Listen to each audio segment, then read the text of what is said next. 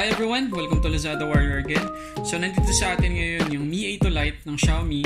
Unbox natin at bibigyan ko kayo ng konting preview.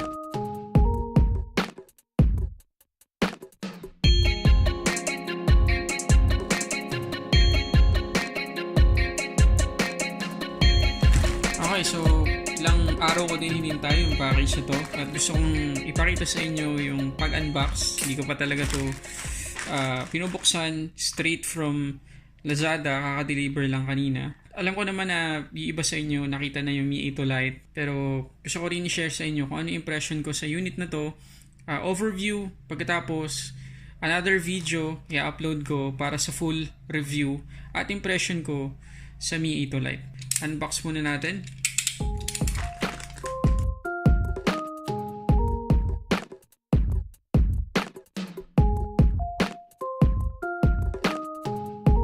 Okay, dun sa website guys, sinabi ng seller doon na magbibigay sila ng ilang freebies. Tingnan natin yung laman ng package.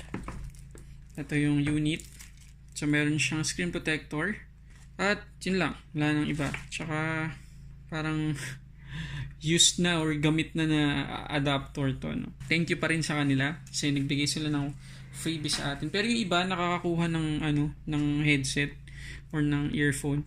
Anyway, so ito yung Xiaomi Mi A2 Lite. Ito yung box niya. So sealed pa rin. Okay na okay yung box. So in order ko ay gold 64GB tsaka 4GB yung RAM. Global version. So yun. Yan. 4GB, 64GB yung RAM. Mamaya ko papakita sa inyo guys yung specification habang siniset up ko yung device na to. So, unbox muna natin to. Tinggalin natin sa box.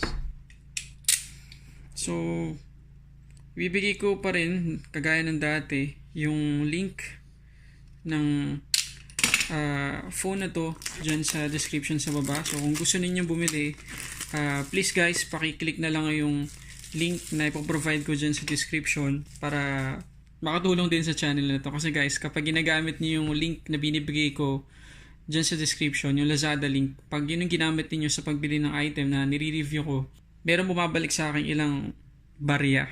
So nakakatulong yun para ma-maintain natin tong channel na to. So please use my Lazada link sa description at mag-subscribe na rin kayo. At syempre kapag merong ads na lumilitaw, please huwag nyo skip, no? Panoorin nyo na lang yung ads, no?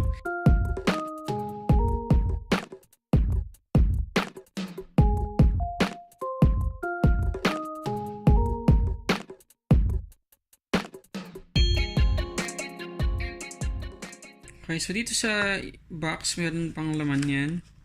So itong part na to, ang laman nito ay leaflets, user manual, tapos jelly case. Ito yung gusto ko sa Xiaomi. Nagpo-provide sila ng jelly case. Pagkatapos, nandito yung charging brick niya. Tapos yung USB. At yung panghuli guys, sa loob ng kahon, yung kanyang SIM ejector. Okay, so tanggalin natin tong plastic dito sa harap.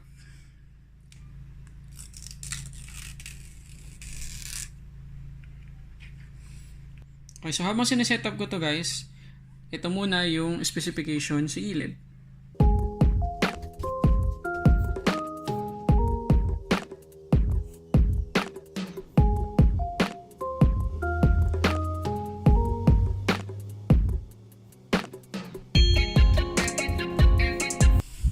So nasetup natin siya guys. So ito yung kanyang itsura pag nasetup nyo na. Ito yung wallpaper niya, default wallpaper. So, out of the box, alam ko naka ano na to.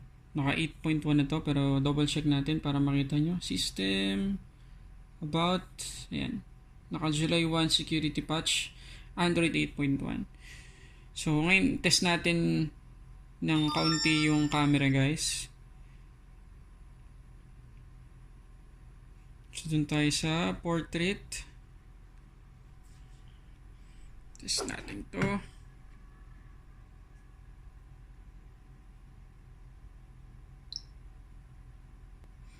So, yun yung portrait niya guys. Tapos, yung normal photo.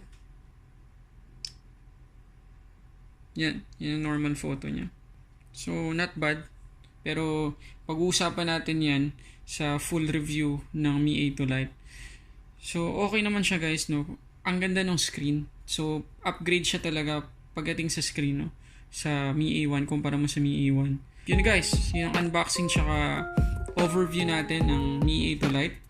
So, overall, nagustuhan ko talaga siya. Maganda siya guys.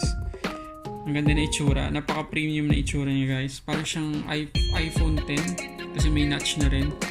Okay, so yun lang muna. Abangan nyo yung full unboxing and review natin ng Mi A2 Lite.